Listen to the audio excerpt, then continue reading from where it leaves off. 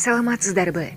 Эгерде Ачык Акыйкат каналында биринчи жолу болсоңуз, каналга катталып, мага жакты деген белгини басып, ой пикири калтырууну унутпаңыз.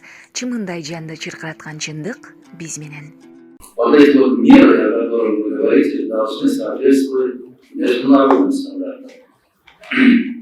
Оно должно быть прозрачно.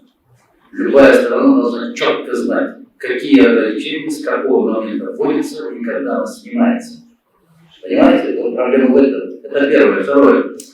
И потом, уважаемые коллеги, если кыргызская продукция проезжает через Республику Казахстан, она в основном как транзитная.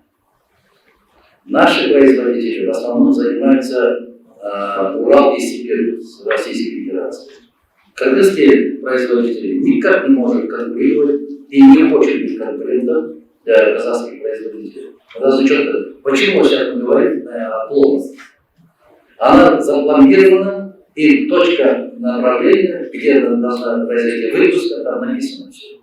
По пути никоим образом не может быть нарушено, и этот товар не остается на территории Казахстана. И то, что вы поднимаете этот вопрос, она еще раз проводит, уважаемые коллеги,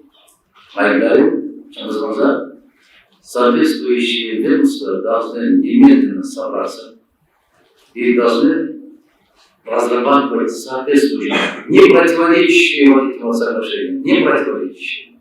Потому что это соглашение базовое, уважаемые, главное, не знаю, по сути. Она ратифицирована парламентом, она верховенствует, чем межведомственные какие-то там нормативно-правовые акты. Правильно, да?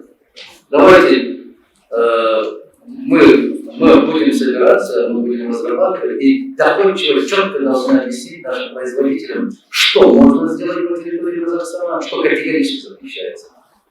Только спасибо большое. Спасибо. Каналга катталып, мага жакты деген белгини басып, ой пикири калтырууну унутпаңыз.